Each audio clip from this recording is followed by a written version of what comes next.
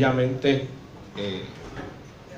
su alabanza nos invita, nos afirma, nos permite saber de la fidelidad de Dios a través de su misericordia.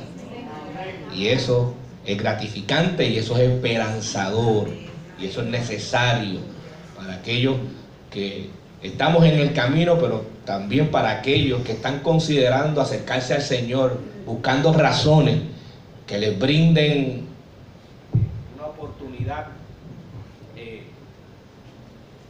necesaria para poder entonces confiar su vida al Señor. Y sabemos que el Señor siempre quiere lo mejor para cada uno de nosotros y nosotras. Y en esta hora invito al pastor Eddie para que haga la oración de iluminación por la palabra del Señor. Así que, pastor, y a usted a unirse a esta oración, cierre sus ojos, por favor. Necesitamos que siempre el Señor nos hable, nos ministre, nos instruya, nos exhorte. Ya le hemos alabado, ya hemos estudiado su palabra para aquellos que estuvieron en la escuela bíblica, pero queremos que el Señor nos hable y nos ministre a cada uno de nosotros y nosotras. Pastor.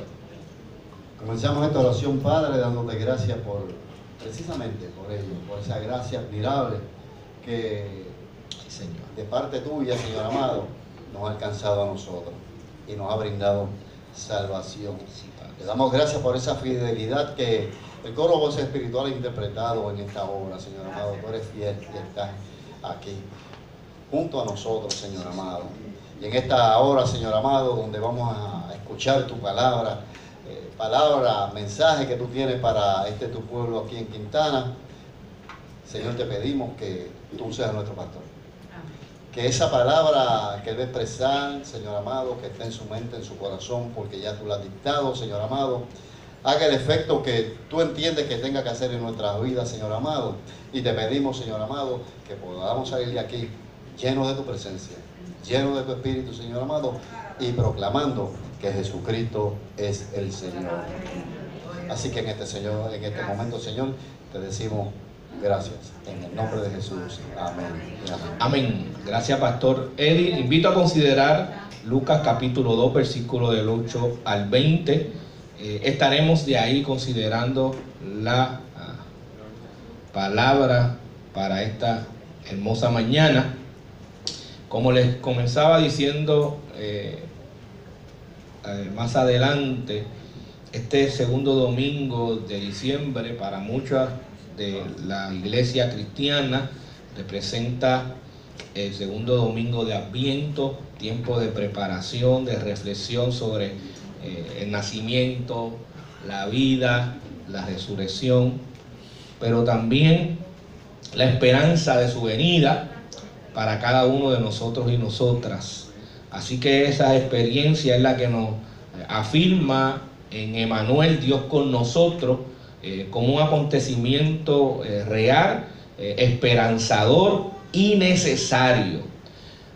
En Lucas capítulo 2, versículo 8 en adelante dice: había pastores en la misma región que velaban y guardaban las vigilias de la noche sobre su rebaño. Y he aquí se les presentó un ángel del Señor, y la gloria del Señor les rodeó de resplandor, y tuvieron gran temor. Pero el ángel les dijo: no temáis, porque he aquí os doy nuevas de gran gozo, que será para todo el pueblo, que os ha nacido hoy en la ciudad de David un Salvador, que es Cristo el Señor. Esto os servirá de señal: hallaréis al niño envuelto en pañales, acostado en un pesebre. Y repentinamente apareció con el ángel una multitud de huestes celestiales, que alababan a Dios y decían: gloria a Dios en las alturas, y en la tierra paz, buena voluntad para con los hombres. Vamos a dejarlo hasta ahí. Señor, añada bendición a su palabra, pero mantenga su palabra, su Biblia abierta y la palabra considerándose en todo este tiempo que estaremos reflexionando sobre la misma. En este tiempo de Adviento, tiempo de preparación, de invitación para que Dios nos examine de manera exhaustiva, debemos considerar el anuncio del nacimiento de Jesús desde la figura del príncipe de paz. Hoy queremos considerar la experiencia de Emmanuel desde la afirmación del príncipe de paz. Conforme a la profecía de Isaías acerca de la venida del Mesías, que dice: porque un niño os he nacido, hijo os he dado, y el principado sobre su hombro, se llamará su nombre admirable, consejero, Dios fuerte, Padre eterno, príncipe de paz. Es importante destacar que en el momento del anuncio del nacimiento de Jesús, el pueblo que se supone cada día lo espera o lo esperará por el tiempo, ¿verdad?, que así tenga bien esperarse, nosotros hoy en día tenemos que establecer y seguir afirmando que la venida del Señor está cerca. Y por lo tanto vivimos cada día como si fuera el último. Por eso es que tenemos que evaluar nuestras experiencias, nuestras relaciones, nuestras conversaciones, todo lo que compartimos y hacemos desde la experiencia de la venida de Cristo. Es por eso que podemos decir que estamos bien informados acerca de la venida de Cristo. ¿Cuántos dicen amén? Amén. Hasta la gente que no sigue al Señor, se ha lamentablemente alejado, sabe que Cristo viene ya. Pero saben y están informados, pero no están preparados, al igual que el pueblo de Israel cuando nació el Salvador. Todo Israel sabía que iba a nacer ¿quién? Un Salvador, pero ninguno estaba preparado para considerar que en ese tiempo era el momento. Andamos con lámparas en nuestras manos, pero faltas de aceite para hacerlas iluminar y poder ver con claridad los eventos de la manifestación de Dios en medio nuestro. Eso es evidente por la manera que se fomenta todo lo contrario a la paz y a la comunión de la iglesia. Es interesante saber que existen instituciones en el mundo, como la ONU, Organización de las Naciones Unidas, donde sus fines primordiales e importantes entre ellos es establecer la imposición y la consolidación de la paz. Ellos establecen su visión y su misión hacia un ejercicio continuo para lograr a la medida de lo posible que cada organización, institución, país, comunidad o individuo contribuya a lograr la paz desde donde se encuentra. Es importante establecer que la ONU para nada se fundamenta en Jesús, en los valores del reino, para nada. Sin embargo, para ellos la cultura de la paz consiste en una serie de valores, actitudes y comportamientos que rechazan la violencia y previenen los conflictos, tratando de contrarrestar sus causas para solucionar los problemas mediante el diálogo, la negociación entre las personas, los grupos y las naciones. Por ello, el mantenimiento de la paz es una de las actividades que llevan a cabo las Naciones Unidas para mantener la paz y la seguridad internacional en todo el mundo. Entre las actividades que se llevan a cabo son la prevención de conflictos, el trazamiento de la paz, imposición de la paz, consolidación de la paz. Es interesante que un organismo como este, tan grande, tan internacional, tan amplio, tenga como uno de sus grandes fines poder establecer la paz en el mundo entero en medio de una gran diversidad, en medio de diferentes religiones, en medio de diferentes sistemas políticos, sociales, y usted puede añadir mucho más a eso. Pero también hay que establecer que a nivel mundial o internacional se establece, y usted lo sabe, lo debe saber, el Premio Nobel de la Paz. ¿Alguien sabe quién fue la persona que premiaron en el Nobel de la Paz en el 2019? ¿Alguien sabe su nombre?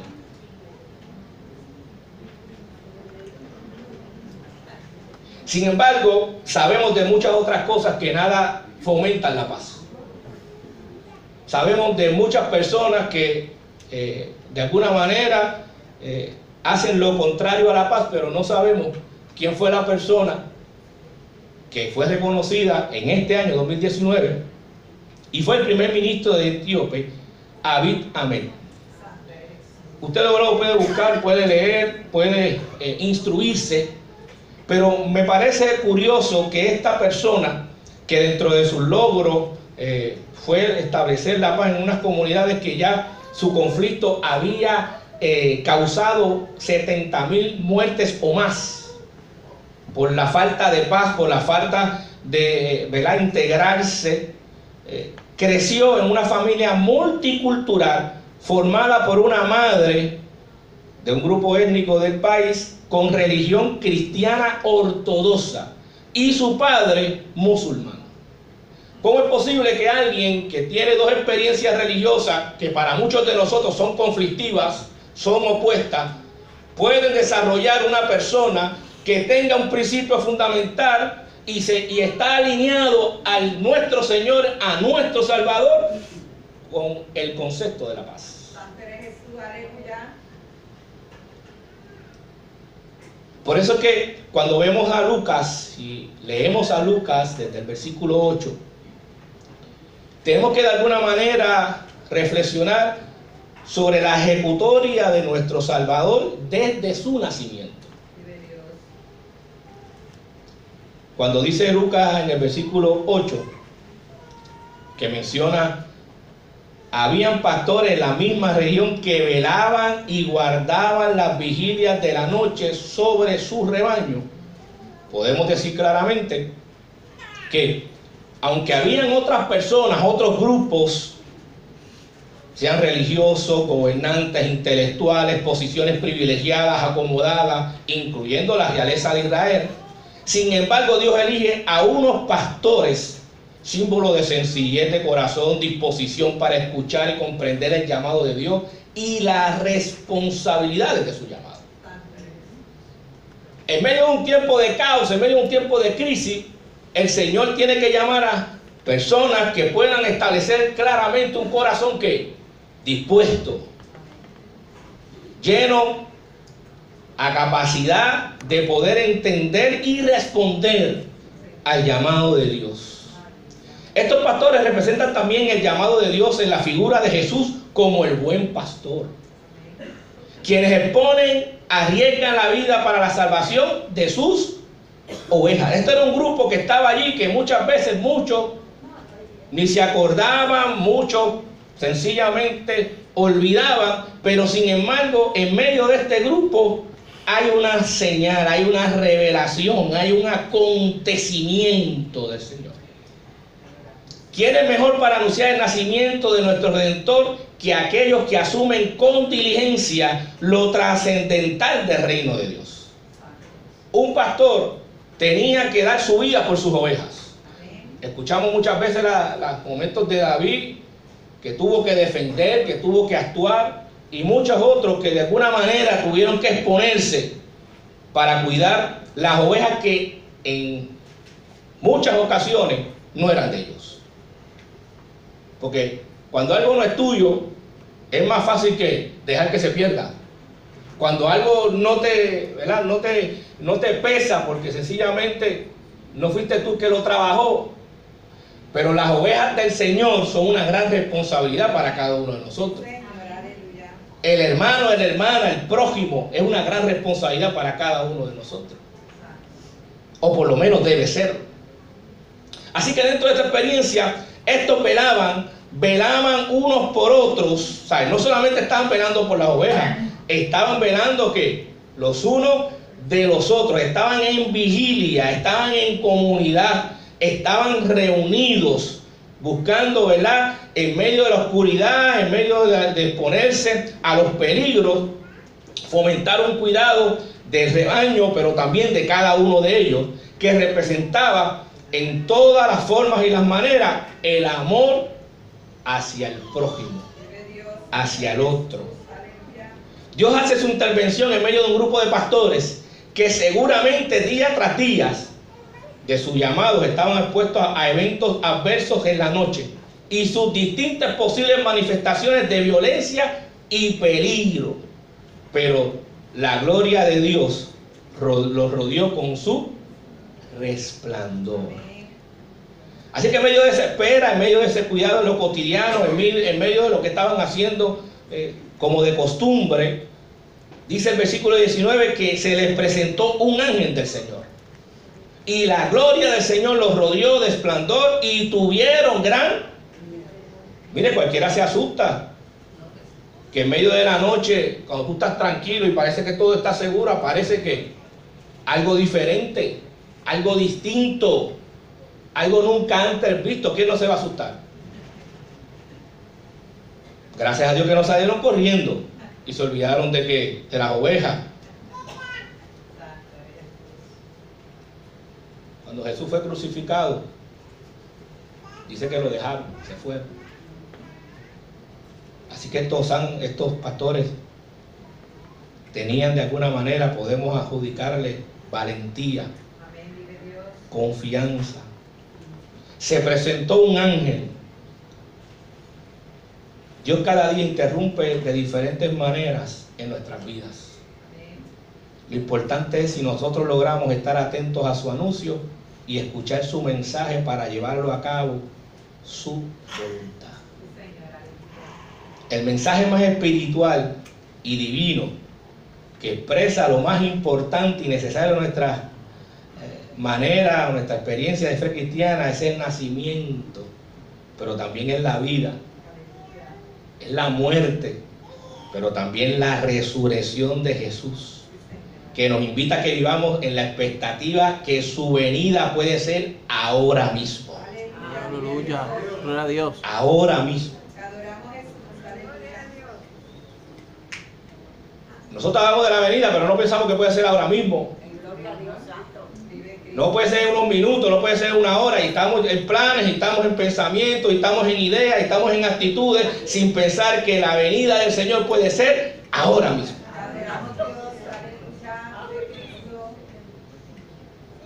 ¿Cómo nos encontrará el Señor cuando se presente a buscar a su iglesia? Hágase esa pregunta y considérala una realidad todos los días. Donde Dios envía su mensaje y hay corazones dispuestos a recibir lo que proviene del Padre, su gloria resplandece y nos rodea para protegernos y afirmarnos. En medio de la noche, cualquier cosa que sea distinta a las noches anteriores trae temor. Pregunte usted en su casa oscura, cuando usted va a tomar agua y se mueve algo. En su casa, usted conoce, usted sabe dónde están las cosas. Y a veces es un reflejo de afuera y usted se para mirar a ver y dice, adiós, si es el reflejo de aquella luz, de ese poste que arreglaron, que antes no estaba y ya se me había olvidado que cuando la reflejaba, entraba por la ventana.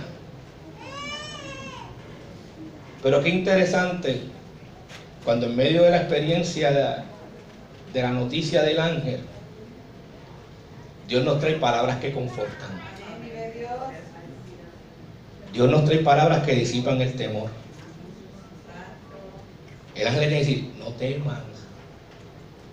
Esa misma palabra o esa misma expresión se la dijeron a María, a la joven María, cuando el ángel se le presentó y le habló y le anunció que iba a ser, no temas.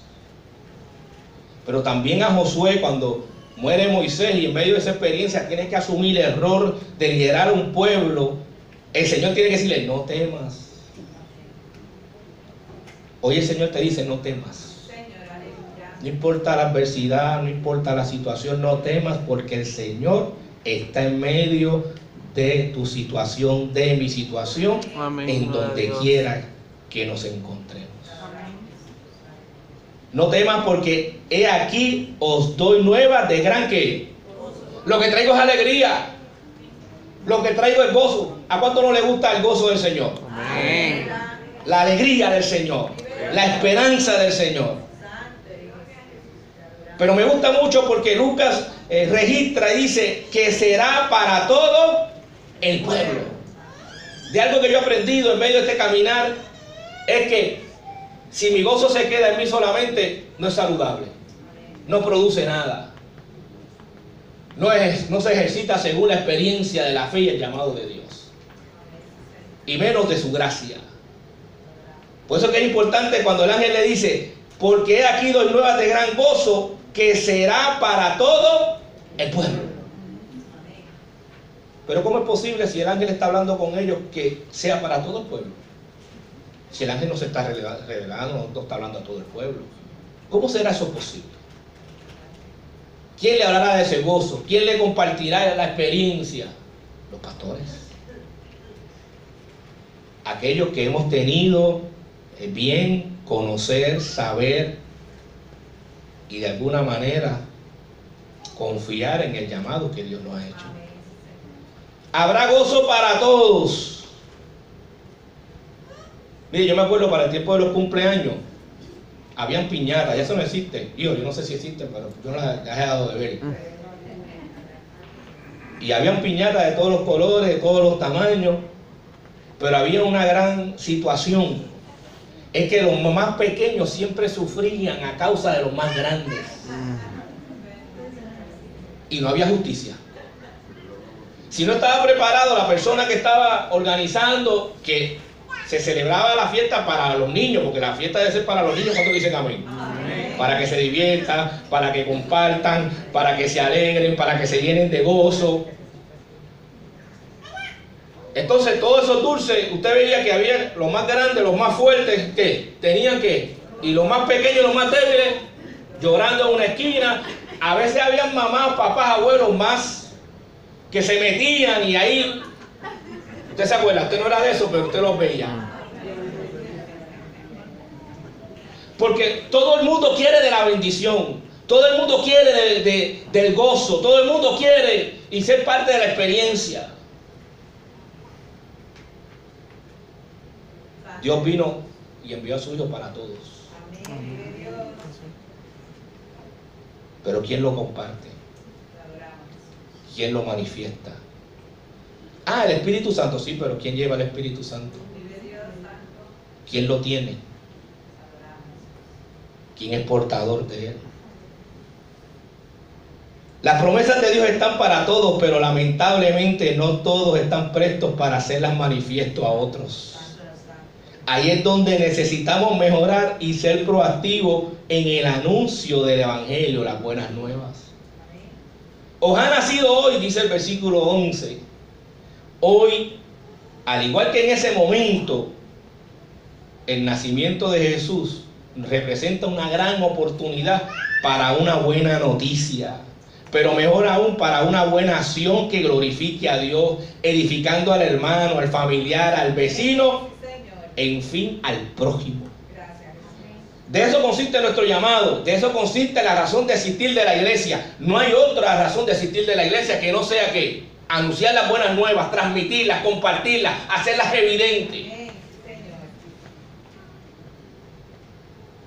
Hoy está con nosotros el poder de Dios. ¿Cuántos dicen amén? Amén. La autoridad de Dios, la capacidad de hacer posible que Emmanuel, Dios con nosotros, sea notorio, sea evidente y desde lo hablado, hecho o simplemente reflejado. Como decía el pastor de esta mañana, que la gente te vea, tú eres cristiano, tú te eres a Dios, tú tienes algo diferente. Yo necesito preguntarte, yo necesito compartirte, yo necesito que tú me digas porque tú eres portador de Emmanuel. No hay que hablar, no hay que decir, no hay que enseñar, simplemente la forma de tu actuar glorifica y testifica de Dios. Testifica de su paz.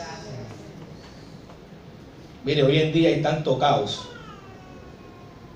Y usted lo sabe y lo ve a plena luz del día, en el anochecer, en la tarde. Violencia de todos los tamaños, de todos los colores. Recientemente, yo sé que saben, en Plaza Carolina, una anciana, unas personas van, la empujan, le quitan a plena luz del día. Para quitarle que, no sé, algunos dinero, no sé. La paz de Dios.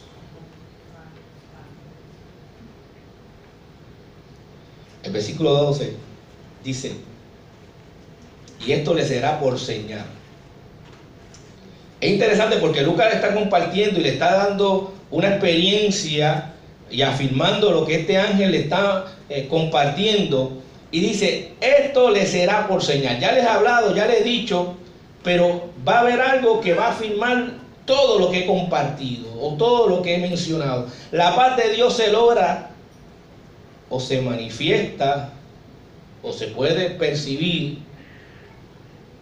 en cualquier contexto donde lo importante y lo necesario no es el lugar, no es el día, no es la hora, sino la actitud de los que esperan. La iglesia de Dios puede estar en una cita médica, puede estar en el tapón, puede estar en cualquier día, al mediodía, bajo el sol, sin aire acondicionado, y allí hablar y experimentar la paz del Señor. Y eso se promueve. Y eso es donde usted identifica y dice, pero ¿cómo es posible que tú puedas? Las señales del Señor son fáciles de identificar y sencillas de entender cuando hay apertura al Espíritu Santo. Una de las cosas que menos nos permiten ver las señales de Dios es que aunque Dios vive en nosotros, no gobierna, sino más bien nuestra carnalidad pecaminosa, la vieja criatura, y de esa manera contristamos al Espíritu y lo sometemos a nuestra voluntad y no a la de Dios. Ahí donde nuestras acciones, nuestros pensamientos que los llevan a las acciones, tienen una guerra campal, tienen una lucha interna. La señal que Dios nos brinda no confunde, nos afirma en la identidad de nuestro Salvador y nos habla de su verdad y cumple su propósito eterno. Por eso es que cuando Jesús está en el desierto, en la tentación, el diablo le comenta, le expresa, haz esto, al otro, y Jesús no se confunde. Jesús no hace como el diablo le está presentando que haga. Y el diablo le cita la palabra. Se la cambia, se la maneja, se la lleva, pero... Por eso es importante que la señal que el Señor nos brinda, necesitamos considerar seriamente el consejo de Dios desde la experiencia que Él es príncipe de paz. Amén. Que Él es príncipe de paz. Y el verso 13, luego de que le establece la señal, lo sencillo de lo que va a ser la experiencia, repentinamente apareció con el ángel una multitud de ¿qué? Para guerrear, para pelear, para alabar. Porque donde hay experiencias, señales que afirman la paz de Dios, las buenas nuevas del Señor, hay alabanza. Amén. Hay expresión de gratitud. Una de la gran importancia de la gracia es que responde al agradecimiento que usted y yo no merecíamos, y por eso nosotros no queremos fallarle al Señor. Nos cuesta no hacer su voluntad. Nos cuesta, no, la ley decía, haz esto, haz lo otro, y no se podía cumplir, pero tú tratando de manejar esas cosas, tal vez podías pensar que salías airoso. Pero la gracia de Dios es diferente. Porque dentro de todas las posibilidades, todo lo que responde a nuestras acciones, a nuestros pensamientos, tiene que ser, agrada a Dios, glorifica su nombre, afirma su paz, se manifiesta en su comunión. Por eso que, y repentinamente apareció con el ángel una multitud de huestes celestiales que alababan a Dios y decían, ¿qué decían? Gloria a Dios en las alturas, en la tierra paz, buena voluntad para los hombres. Buena voluntad para las señales de Dios. Promueven expresiones que anuncian, que testifican, que proclaman y crean un ambiente de alabanza espontánea. Si de algo debe tener un corazón agradecido, son alabanzas espontáneas que surge de un encuentro con lo sobrenatural de Dios. Lo repentino de Dios conforta, anima, alienta, entusiasma, aviva, y de tal manera invita a alabar y a adorar en lo colectivo. Por eso es que la alabanza de usted es importante, Porque la alabanza de usted y la mía integra a otros, anima a otros, Amén, vive Dios. influye en otros.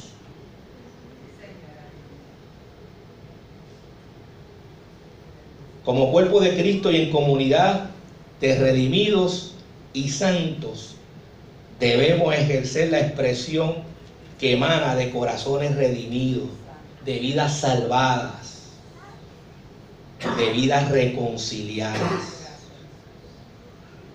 Lo que hacemos en la tierra glorifica a Dios, no solo aquí en el mundo, sino hasta más allá de lo que podemos entender. El niño Jesús no puede hablar, pero otros ya hablan de él. Jesús ha nacido, pero él no puede hablar, pero ya otros están hablando de él. De su nacimiento, del gran gozo, de la alegría, de lo que va a ejercer, de la manera como va a bendecir. Anuncian acerca de su nacimiento, y esto ya a los pastores le está trayendo una esperanza viva.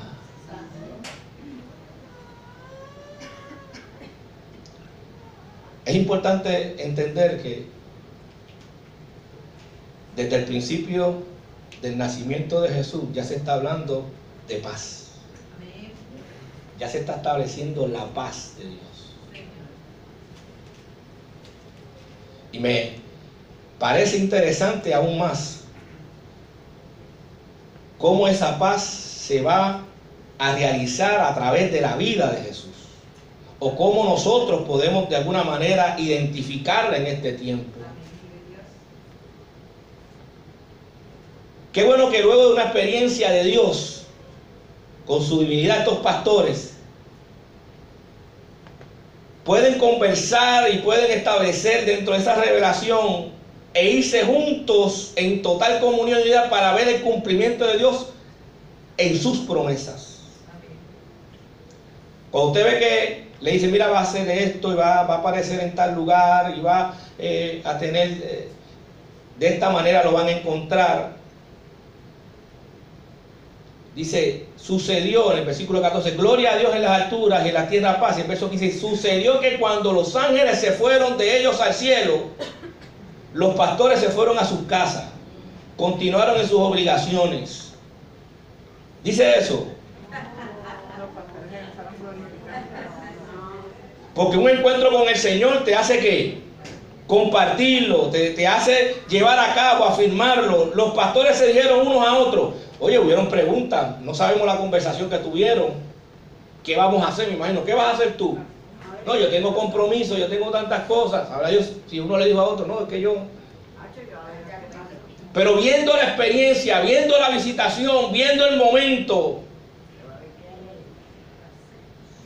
todos coincidieron en una cosa: pasemos, vayamos pues hasta Belén y veamos esto que ha sucedido y que el Señor nos saque. Lo que el Señor nos ha manifestado a cada uno de nosotros tiene que ser compartido.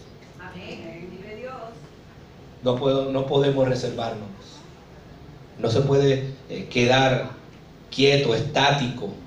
Tiene que moverse, tiene que ser palabra de acción, palabra que fluye, fuente, corrientes de agua viva, experiencias que ciertamente manifiesten las bondades de Dios. Qué bueno que luego de esta experiencia con la divinidad se mueven, van unidos. Qué bendición sería si cada vez que corriéramos, lo hiciéramos hacia lo edificante, hacia lo que anuncia la obra de Dios y nos lleva a su presencia. Qué poderoso y grandioso y maravilloso fuera que nuestras invitaciones y nuestros encuentros fomentaran lo mismo que llevaron a cabo estos pastores. Que luego que se terminó la experiencia con el ángel, su acción fue salir, moverse, encaminarse, disponer su tiempo, su energía, todo su ser a ver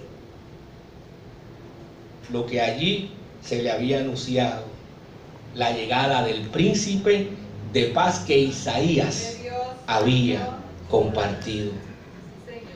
Y ellos de esta manera se convierten en el eje propulsor para que la esperanza de paz ya ahora se vea vislumbrada como una realidad en medio de un tiempo violento, destructivo y opresor por el cual estaban atravesando.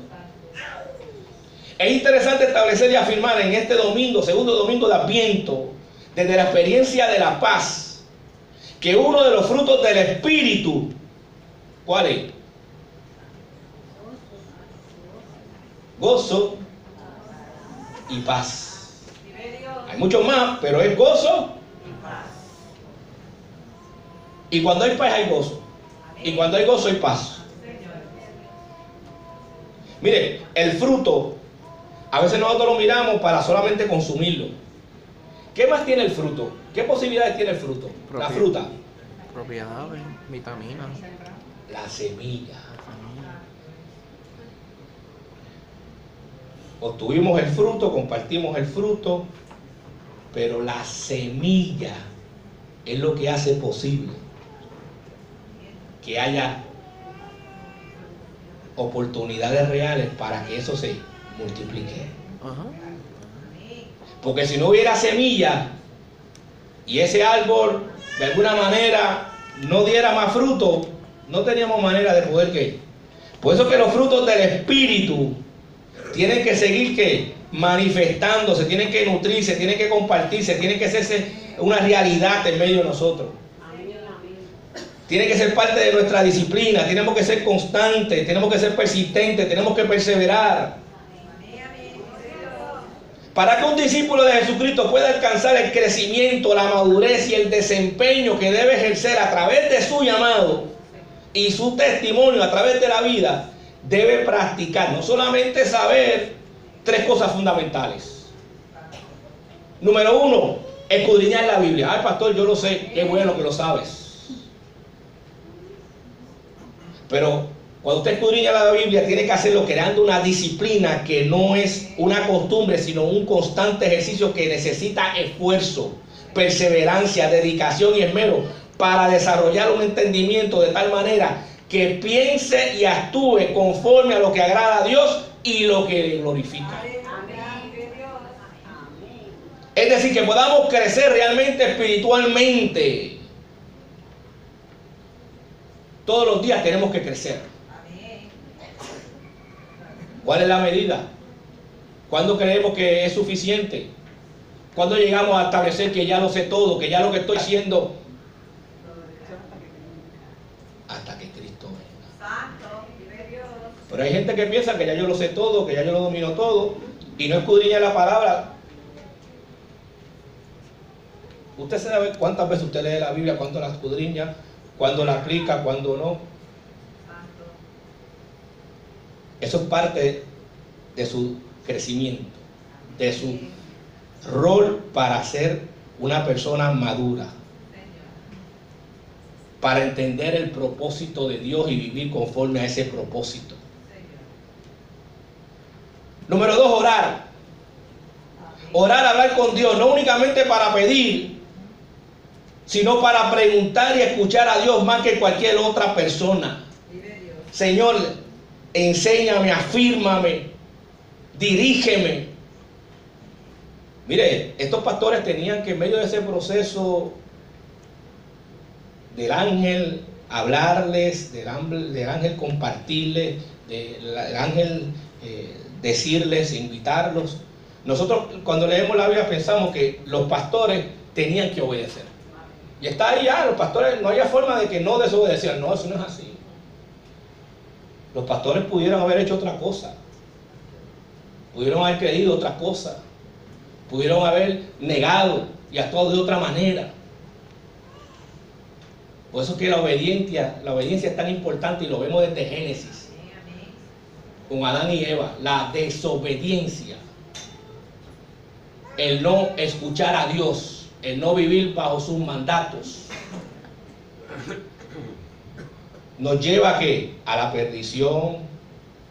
Así que escudriñar la palabra, orar y el ayunar. Pero no como experiencia de limitarnos en los alimentos de manera total o parcial. Yo creo que hoy en día ayunar es un desafío más complejo que eso. Porque todo lo que tenemos nos invita a estar conectados a las comunicaciones, a la tecnología, a lo que prácticamente es entretenimiento. Y tenemos que entonces Entender que en este tiempo hay que ayunar de todo aquello que nos quita tiempo de intimar con Dios, de buscar relación con Él continua, de madurar espiritualmente, de crecer espiritualmente, de vivir experiencias conforme a la palabra de Dios, que nos podamos sujetar a ella. No debemos escoger un día de ayuno por motivos egocéntricos para conseguir algo que deseamos y queremos que Dios nos conceda a cambio de, sino para formar y perfeccionar el carácter de Cristo en nuestras vidas. Amén. Yo creo que hemos perdido ese norte. Desarrollar en nosotros el carácter de Cristo. Amén. La manera de vivir de Cristo.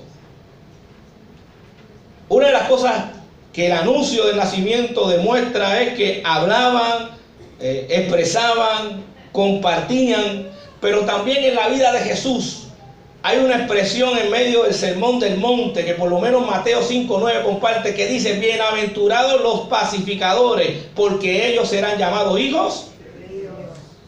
Así que no solamente se está anunciando, Isaías comparte cómo Jesús, nuestro Salvador, sería llamado, afirmado en la experiencia de príncipe de paz, sino que el mismo Jesús en su predicación, en su proclamación, establece: bienaventurados los pacificadores, porque ellos serán llamados hijos. En el Evangelio de Mateo, la construcción de la paz se relaciona estrechamente con el amor al prójimo y mediante este con la bienaventuranza de la misericordia. Mateo transforma de este modo un breve manifiesto mesiánico en un programa de vida, una lista de cualidades, de virtudes que todo el mundo desea y que son necesarias para lograr una comunidad de fe saludable y sana, de experiencias que enriquezcan la vida de todos y todas. No solamente los de adentro, sino también de los que nos rodean, de los que nos escuchan, de los que nos ven. Jesús es aquel que cada vez que podía enseñar a través de sus acciones el reino de los cielos, sus mismas manos transmitían paz. Sus mismas manos transmitían paz. Jesús es aquel que tomó lodo, escupió, lo puso en los ojos de él y le dio qué. Pero también vemos que las manos de Jesús le brindó a un hombre que Pedro le cortó la oreja una experiencia de paz para todos los que estaban allí presentes. Lo que pudo haber sido un caos, lo que pudo haber sido una gran crisis, Jesús, como mensajero de paz, como príncipe de paz, no solamente lo dijo, sino también lo hizo. Sus manos le devolvieron, le restauraron la oreja.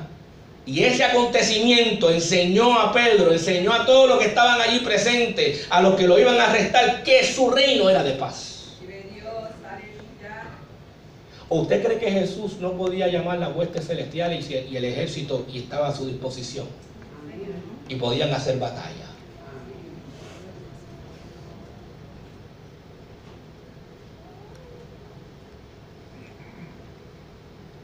Visto el ministerio, que por favor, y a los diáconos a tomar, por favor, y podamos ir a la mesa.